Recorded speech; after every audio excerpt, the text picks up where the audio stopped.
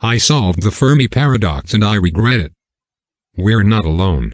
The Fermi paradox is, in a nutshell, an expression of how odd it is that there is no proof of alien life when it seems so likely given the extraordinary size of the universe. With an infinite number of suns, each cradling a ring of planets in their orbit, why haven't we encountered any sign of someone else out there? No radio signals, no transmissions, no visitors. Existence was too vast for us to be alone, so where was everyone? I wish we'd never answered that question. The first man to make contact with alien life was Calvin Myers. Born blind, Calvin was the first patient to receive prosthetic eyes developed by a medical miracle. But from the moment his new eyes opened, Calvin started screaming. He was sedated. It was several hours before he was calm enough to tell doctors what happened. It turns out that Calvin saw the devil. Or devils, actually. Demons. Monsters. Slouching, sharp things infesting the corners of the room. He watched warped reflections cross mirrors, shadows ripple, evil faces stare down from the ceiling. Calvin ripped his plastic eyes from their sockets. Darkness was better, he told his doctors. A full report was made too. There was never any serious consideration of killing the project. Too much money was invested, market goals were set, and management had expectations. Some more devices were produced, distributed, tested. And each time it was the same. The moment the test subject opened their new eyes, they witnessed a world crowded with horrors. I'll never forget what I saw when doctors removed my bandages. Eyes staring back at me. They were huge, the size of truck tires, blue and bloodshot, connected directly to my wall. I could tell the eyes noticed me. Worse, they hated me. There were other abominations in the room, as well. A hairy imp with the face of a child. A woman made of spikes and red light. A coiled pile of limbs, each jagged hand opening and closing slowly. I screamed until my throat was raw, until I passed out.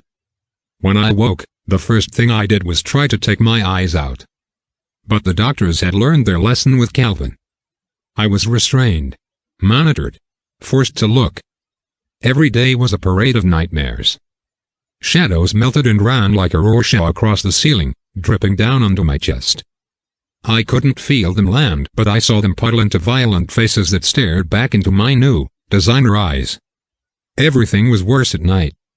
I begged the doctors to keep the lights on. If I had to see monsters, I wanted to at least see them clearly. But my requests were ignored. Terrible figures danced down the hall outside my room. Something crawled above my bed, wheezing, then out the window. My doctors recorded all of my rants.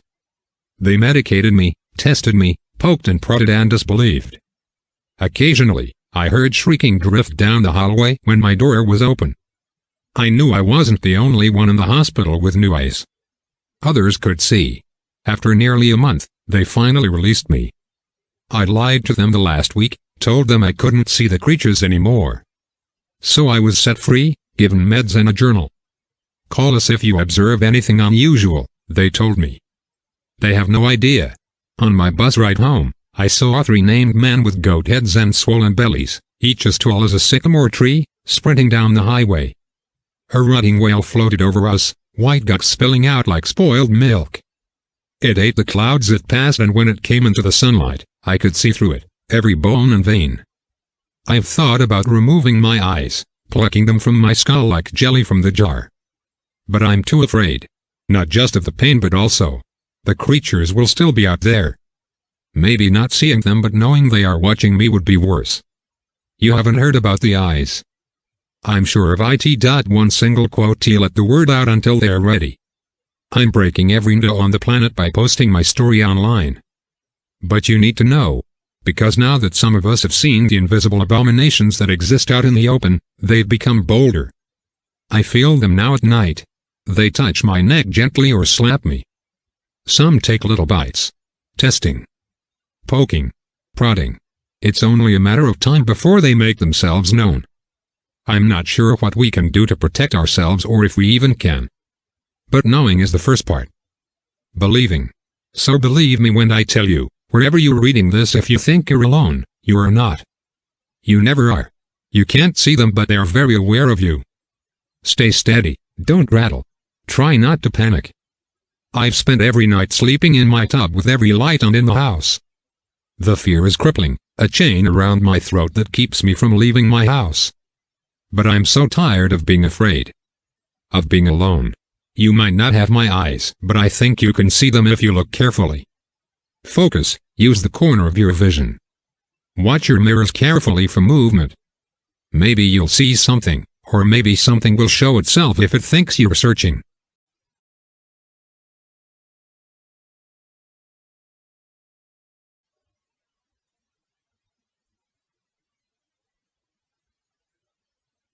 I didn't know it was happening at first. You can't blame me, I was only a kid when it started. I grew up in a small town in central Ontario with my father. My mother left when I was very young, leaving him to raise me on his own. I was his pride and joy, his only son. I remember him saying how lucky he was a lot, how lucky I am to have a kid like you. He'd say it with a twinkle in his eye after I aced a test or scored a goal at one of my soccer games. I always felt happy to be his kid. All the adults around me loved my father. He was an upstanding citizen, a model member of the community. He worked as a lawyer, an attorney. He made enough money for our tiny little family to live perfectly comfortably. I had a good childhood, needless to say. It was only around the age of 11 when things changed. My dad was still a good father, still loving and caring, but something changed. I can mark the day it happened in my mind, the day that it stopped, the day when he left, before it came back in his place. I'd just lost my front tooth. I remember being so happy and excited to put it under my pillow, eagerly awaiting the morning knowing I'd find a toonie under my pillow for my troubles. I was all curled up in my bed, fast asleep. I felt my father shake me awake. I squinted up at him, eyes hazy without my glasses. The room was still dark, and I could hear him breathing heavily. "Lucas, kiddo," his voice was rushed and hoarse. "Lucas, I don't have time to explain everything, okay? Everything is going to be all right, okay?" "What's happening, Dad?" I whined out, just wanting to roll back over and go to sleep. He squeezed my scrawny arm tightly, keeping me facing him. "I did something wrong, kiddo. I made a mistake, and I have to go for a little while, Lucas," he said, struggling to keep his tone even. "Where are you going?" I asked groggily. "To'll only be out of town for a few days, I promise. I'll get Gracie to babysit. You like Gracie, remember?" He was trying to sound jovial, like it was a good thing. At the time I didn't think anything of it. I did like Gracie. She bought me pizza and chips for dinner. I hate to say it, but at the time that was enough for me to accept it. I nodded, and he smiled at me. "Good, I'm glad. I love you, Lucas," he said, planting a kiss on my forehead. Those few days were good. I didn't even know what had happened. I ate pizza and watched TV, I drew pictures for Gracie, I played hide-and-seek with my neighbors. And then my dad came back. He looked just like him. But he was cold all of a sudden, quiet, reserved when he wasn't before. He spent a lot of time away from me. He forgot to get the groceries some days. He forgot to come to my soccer games, or put my ace tests up on the fridge like he used to. He started spending more and more time in the backyard shed. Our once happy home was cold and gray. For the longest time I was convinced that I'd done something to make him hate me. It didn't stop at a neglectful father either. It was like the house itself had turned on me. It was an old house, we'd had issues with it before, but something changed about it. I remember one day going to take a shower. I stepped into the old tub and turned on the water, standing under the shower head and waiting for the water to come. For a long moment I waited, and then I heard the pipes creak. Murky rusty brown water hit me in a torrent. I stood there under it, unsure of what to do, red staining my hair making me feel sick. I called for my dad out of confusion, leaping out of the bath and wrapping a towel around myself. When he showed up in the doorway, he looked me over, shivering from the cool air and drenched in disgusting water, and he laughed at me. He howled with laughter, cruel in its amusement and making my face burn with shame. I couldn't keep myself from crying, and even then he just continued to laugh. things only got worse from there. He didn't tuck me in at night anymore. He spent hours in the shed, or in the attic, or fixing the pipes in the basement by the water heater. The pipes acted up more and more. I'd go to fill my water bottles and cups, only to find the pipes sputtering out rusty brown water. I'd wake up to the sound of dripping, finding molding wet spots in the corners of the rooms, dribbling water from a leak somewhere in the ceiling. I asked him over and over to just get a plumber to go into the attic and fix it, that the problem wasn't with the water heater, but every time I mentioned the attic, he would get angry. He would stare me down and say, "I don't let anyone in the attic, they'd make a mess of all my hard work." I wasn't allowed to go in the attic anymore. Nor was I allowed in the shed or basement. The pipes weren't alone either, next were the lights. Every time my father entered a room, the lights would sputter and flicker. I recall being in the kitchen one day. He came in to use the sink, and the ceiling light started to flicker, before bursting. He hardly even registered, just looked at it blandly, before leaving the room, leaving me to clean it up. I started acting up in school. I started yelling at teachers. I started handing in my work half-finished. I started smoking cigarettes behind the portables. All in some desperate attempt to get my dad to even give me a second glance. None of it worked. Even when the teachers called home, all I'd get was to tell them to stop calling. I don't like interruptions. I think ultimately it was my anger that clouded my perception of what was happening. I remember one night. I was just 15 at the time. I remember looking out the window of my bedroom, blowing smoke out through the screen. I saw the backyard light turn on, and watched the gate to the backyard open. My father was there. He had started spending time out at night. I assumed he was just drinking, but I was clearly wrong, because behind him he dragged an old wagon with a tarp over it.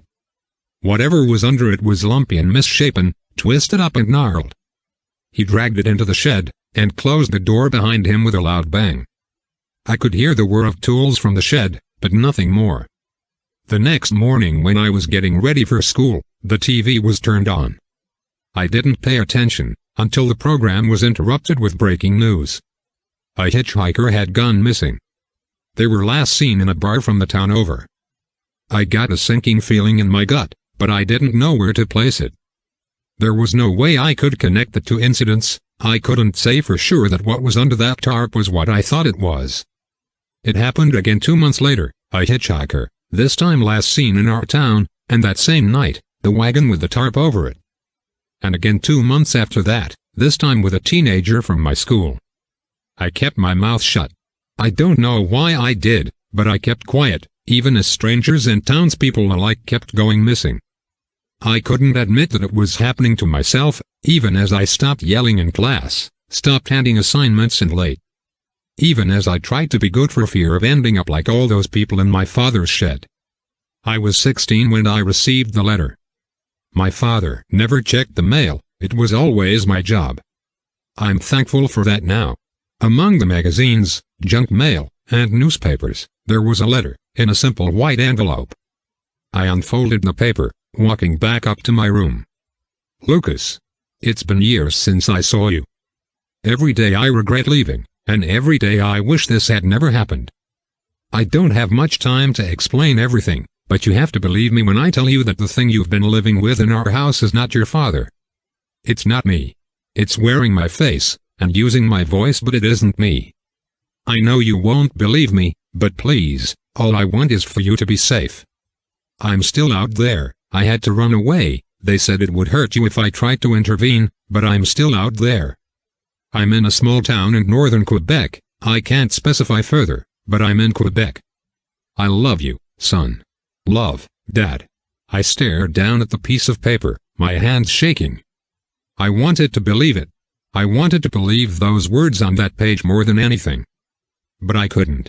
It was just a twisted prank someone pulled on me. It couldn't be true. But no matter how much I told myself that it couldn't be real, the doubt seated itself in my mind. It was such an abrupt change. I was just sure that he'd gotten sick of me, but that doubt was enough. A month passed before it happened again. I crept out of bed and down the stairs, taking the front door and going around the side of the house to make sure he wouldn't hear me. The grass was wet under my sneakers, and the cool autumn breeze sent a chill down my spine. I kept low, finally reaching the shed. I could hear better now. There were no power tool sounds, but instead I could hear wet tearing, like the sound of someone butchering a chicken, the wet pop and slurp of peeling meat from bones. I felt sick, but I had to be sure. I inched my way up, peeking in through the grimy window. I froze. Standing at the work table was that thing. That thing that stole my father's face. It was just like my father in every respect, but my father's face was peeled away, thrown back over its shoulders like the hood of a sweater. A seam down the middle. It wasn't real skin, it was like a rubber costume, lifeless and empty. The thing underneath his face, it was like it was rotting, graying, and emaciated muscles with no flesh to keep it protected from the elements, muddled and meaty, like dry aging steak. There were holes through the skin and bone, small, like sockets for something to fasten the meat on. Its arms were spindly and just so wrong, bones bulging and stretching the skin and bending in unnatural places. On its table was a body, or what was once a body before he tore it apart. It was peeling the meat off the bones. I half expected it to start eating, but it didn't. It just set the meat aside.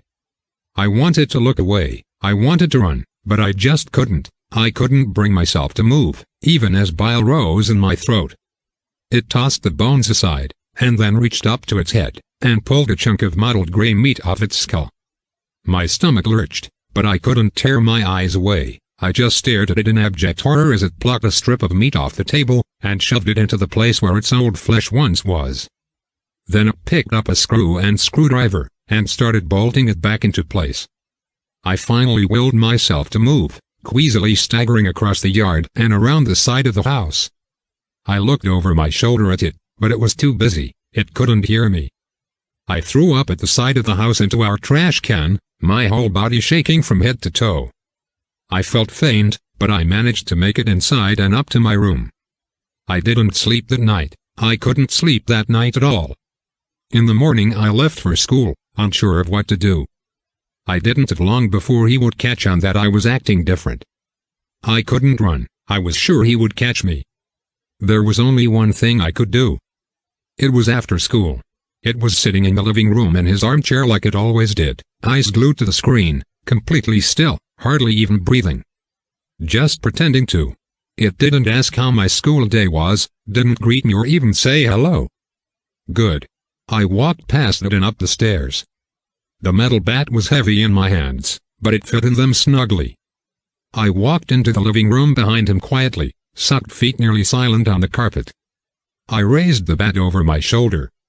You know, after my father disappeared, I'd always thought he looked different, looser around the edges, too much like plastic, but just enough to not raise any alarm bells. But I think it was the shape of his face that tipped me off the most. The bones weren't as, under there, cheekbones too high, and eyes too sunken, and I think it must have borrowed a different skeleton. Whoever's skeleton it was had been getting more and more fragile over those 5 years of pretending, because as my bat collided with the side of its head, the side of it sunk in with a loud, resounding crunch, like the sound of a piñata being hit. It reeled to the side, before staggering out of its chair, whirling itself around to face me with its now drooping skin half slewing off. I didn't waste any time, swinging again and hitting the other side of its head, with similar results. It tumbled to the ground, reaching out and letting out an agonized scream in my father's voice. Didn't feel any remorse, stomping down onto its arm with a crack and hitting it again, and again, and again and again until its head was nothing but mush behind its mask. I breathed heavily, staggering backwards, staring down at it. It was still for a long moment and then it began to writhe, flopping about like a fish out of water, convulsing and squirming. The body rolled itself over, back arching up and down. I heard tearing, my father's shirt drenched in blood before tearing open. I shielded my eyes, a bright light filling the room. Crawling out of the thing's chest was a being, a human-shaped person composed entirely of shifting, blinding light. It split open the creature's sternum, and stands to its feet, staring at me for a long moment. And then it faded away into nothingness. And I was alone in the living room. The steering wheel feels real under my hands. I left with the bag I packed that morning and my father's wallet and keys, taking the car in my driveway and setting out for Quebec. It's been 5 days. Every time I get any sleep, I have these dreams of that thing made of light, but there are more of them, climbing into humans' bodies and looking for other humans they can take, to sustain their form, or give to the others. In my dreams they leave me messages in letters I can't understand. I scream at them that I don't know what they're talking about, but they know I will understand in time. I try not to sleep unless I have to. It doesn't matter what they tell me, it doesn't matter that I can see them walking in the forest at night and floating in the sky like the bodies of the drowned. I don't care how long it takes. I just want to see my dad again.